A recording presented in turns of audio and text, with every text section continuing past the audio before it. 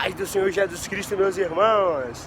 Aqui quem vos está falando é o pregador Luiz Ronaldo, trazer aqui aquela palavra de Deus para o seu coração. A palavra vai dizer em Mateus capítulo 14, verso de número 22 em diante, vai falar sobre a travessia dos discípulos para o outro lado do lago de Genezaré. E Jesus estava ali no deserto alimentando a multidão.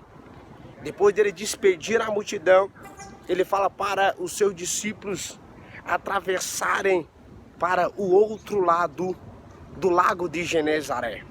Quando Jesus despede a multidão, fala com os seus discípulos, ele sobe para o monte para orar à parte. Porque todas as vezes nós vemos essa narrativa bíblica, depois que Jesus alimentava a multidão, depois de Jesus ter realizado um milagre, algum milagre, ele sobe para o monte para orar à parte, porque Jesus, ele tinha o seu particular com Deus Pai. Jesus, meus irmãos, ele tinha o seu particular, ele orava. Você lembra quando ele foi ressuscitar Lázaro? Antes dele ressuscitar Lázaro, ele vai diante daquela caverna aonde estava ali o corpo de Lázaro. Ele levanta as suas mãos e começa a orar. E ele fala para o povo saber que o Senhor ouve o Filho todas as vezes.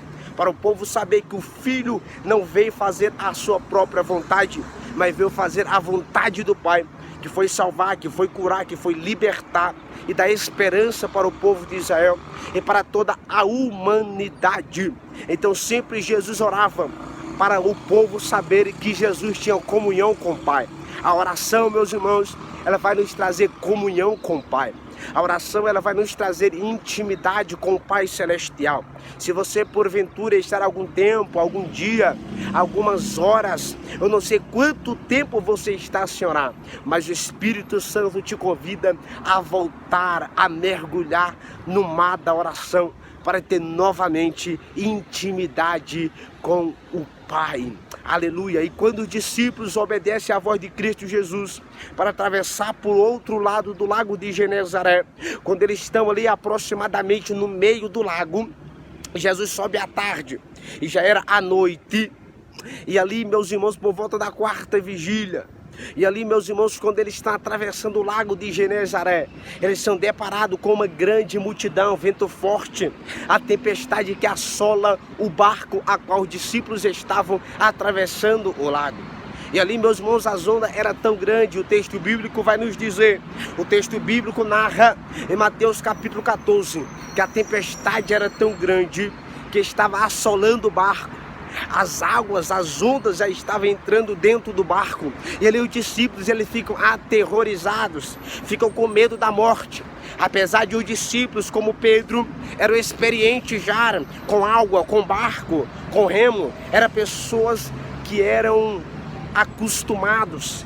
Eram pessoas que estavam acostumadas com aquela rotina de vento forte, de mar, de água, de tempestade, porque eram discípulos, pessoas experientes com o mar. Eram pescadores que já estavam acostumados a lidar com o vento forte.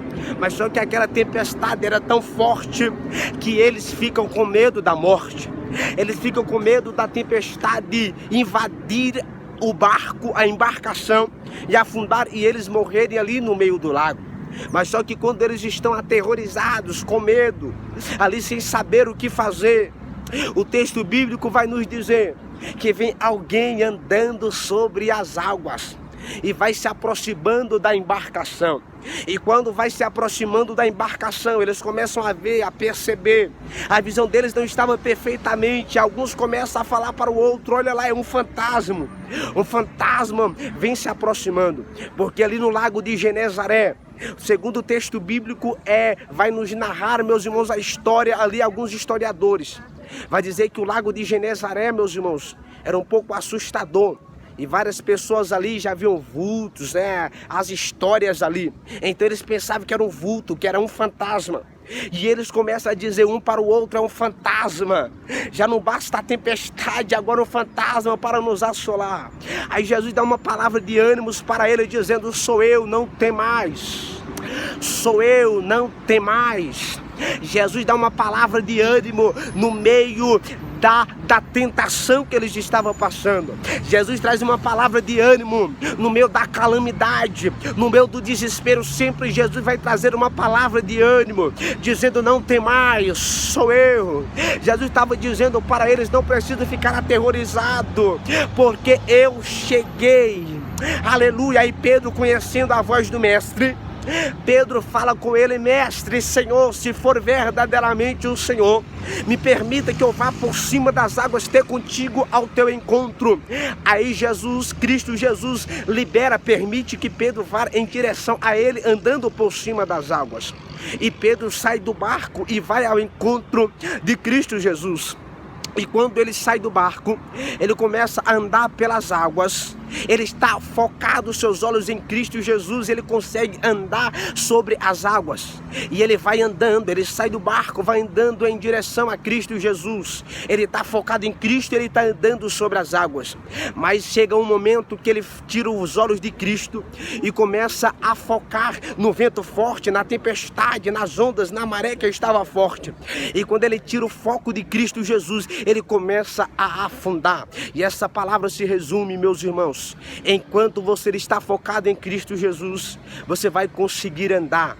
Hoje o problema da nossa geração, que está afundando, está no lamaçal do pecado, está sem fé, sem esperança, sem Deus e sem salvação, é porque no lugar de focar em Cristo Jesus, está focando no homem. No lugar de confiar em Cristo Jesus, está confiando no homem.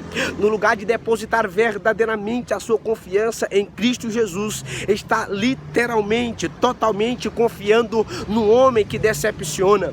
Mas Cristo Jesus, meus irmãos, a palavra vai dizer que Ele é fiel para cumprir com a sua palavra, com aquilo que Ele prometeu, porque Ele não é filho do homem para que minta, e nem filho do homem para que se arrependa. Então confia em Cristo Jesus, foca em Cristo Jesus, porque você não vai afundar.